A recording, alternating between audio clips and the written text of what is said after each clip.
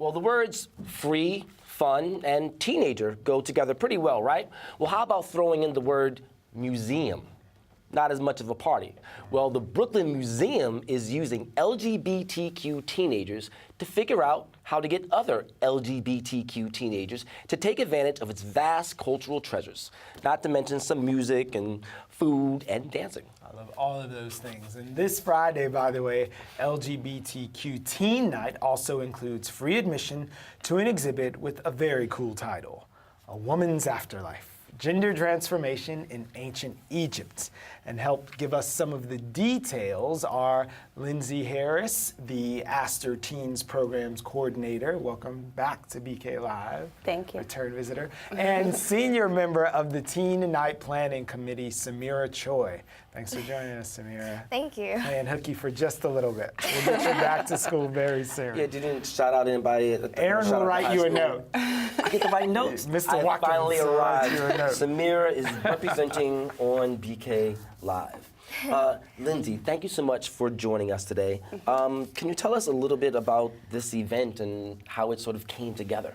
Sure. So this is actually our third year planning LGBTQ Teen Night that is planned by our paid teen internship that Sahmeirah and 8 other teens have been working over the last several months to plan. And that all started when we first had a LGBTQ Teen Night in 2011. Now we have dedicated funding, and it's been really great. So, Sahmeirah, people think of teenagers working at the record store or doing some other little after-school thing, but you've come up on a pretty cool position here. Yeah. So what do you think about your outreach that you get to make to other teens, especially with a big event like this? Well, I really love it. So, like, I know when teenagers think of, like, museums, they think, like, old, stale people, like, sitting, staring at art. But it's very interactive, and I get to meet new people, like brilliant people every single day, especially at our teen nights, and it's a pretty wonderful experience. So what's it like at a teen night? What do we like? What can one expect as a teen? You know, there's this sort of bar to entry when you're a teenager. It's like, oh, how many friends of mine are going to be there? Am I going to be the weirdo guy if I come? So break down some of that for me. What make me feel welcome with coming to the event as a teen person? Well, it's a pretty open, safe space. When you come in, there's music playing. We usually always have a DJ, and there's also like live performances. There's people who come from all over. Like some people come from the Bronx, some people come from Brooklyn, Manhattan, and different schools from all over. And there's just a lot of different people, a lot of different ages as well, but mainly in like 14 to 18. Gotcha. And yeah, it's just everyone's pretty open and smiling and talking to each other. Creeper-free environment. Yeah. A woman's afterlife. I mean, just the title of it alone just sort of alludes to what you're talking about. Gender transformation in ancient Egypt. How did you sort of come up with this theme?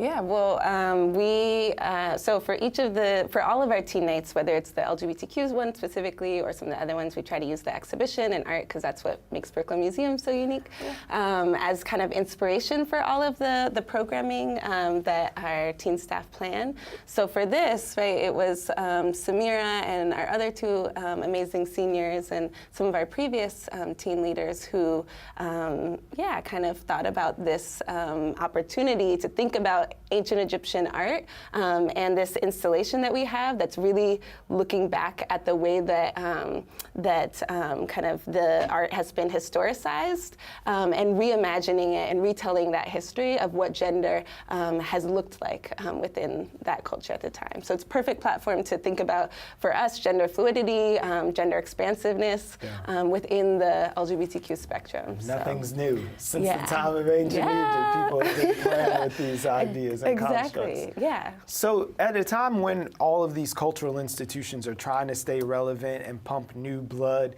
in all the time, tell me what the Brooklyn Museum gets from the benefit of people like Sahmeirah and her cohorts. Oh, where do I start? So I've been at Brooklyn Museum for 2.5 years running teen programs, along with my amazing collaborator, Jimena Izquierdo. So we, in teen programs, obviously think about young people like Sahmeirah being crucial to the institution, not only because of thinking about who are our communities, how are we planning for teens, and who knows teens best than other teens, right? And same thing for LGBTQ I know teens. teens better than Right. teens. Of course I do. Right. Yeah, Right? no, but that's, that produces and reinterprets something that's not inclusive and warm and welcoming. It can be fairly oppressive too. Yeah. So for us, teen voice within the institution and teen leadership is crucial, and I think that the museum-wide and our director and education staff all kind of do understand that and recognize that, and so programs like this are really exciting to also think about what queer and trans identity looks like and can be within a space like that as well. How well attended are the teen nights? Because I mean, this is such an amazing event. Like, once again, I'm not from Brooklyn, and so it's just the idea that the Brooklyn Museum has this programming, outreach for teenagers is quite a unique and beautiful thing. How many people have attended in the past? A couple hundred teens have come in the past. So Yeah. Sahmeirah, what does it feel like or I don't want to put words in your mouth, do you feel like you have some sort of ownership over the Brooklyn Museum? Because most people, whether they're young or not, walk in and they feel immediately sort of at odds, like they're in rare air, but you guys own that space when you're there. How is that to be in that space as a person who's planning and working with young people? Well, it definitely feels like behind the scenes. Usually we come and we work when the museum is closed, so it's very empty, it's very Nice. quiet. It's almost really beautiful. Yeah. And yeah, there's a lot of pride when you can say that, like, yeah, I took time and I planned this thing for you guys to enjoy. And it's really wonderful.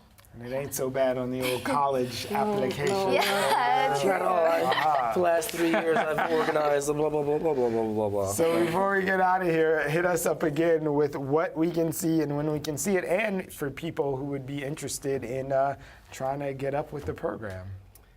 Yeah, you want to start? Oh, sure. Okay, Take so us we home. have a teen night on Friday, June 9th. From 5 to 7:30 at the Brooklyn Museum. You should come. It's on the 2-3 line. You can't miss it. So we're It's gonna that have big thing on the voguing. Parkway. Yeah. Voguing. We'll have What's gonna be voguing there? competition. There's going to be tarot card readings. There's a screening of global action projects, film over stigmatized. There's Food, food, macaroons. yeah, macaroons, music, some amazing performers, And some art really making. cool teenagers. Yeah, Yeah, and we're amazing gonna be teens. there. Yeah, we'll be there. Awesome. Well, thank you both for taking the time. We appreciate it. And Thank good you. luck Friday Yeah, night. thank you so much. I think We'd the come, sun but is going to we're be old. shining. We're The old. sun is going to be Yeah. beautiful, and yeah, we're a little. Let us know if you need chaperones. If you need chaperones, Aaron and Paid I will chaperone. be You can there. volunteer. You can be Old man chaperone. Watkins.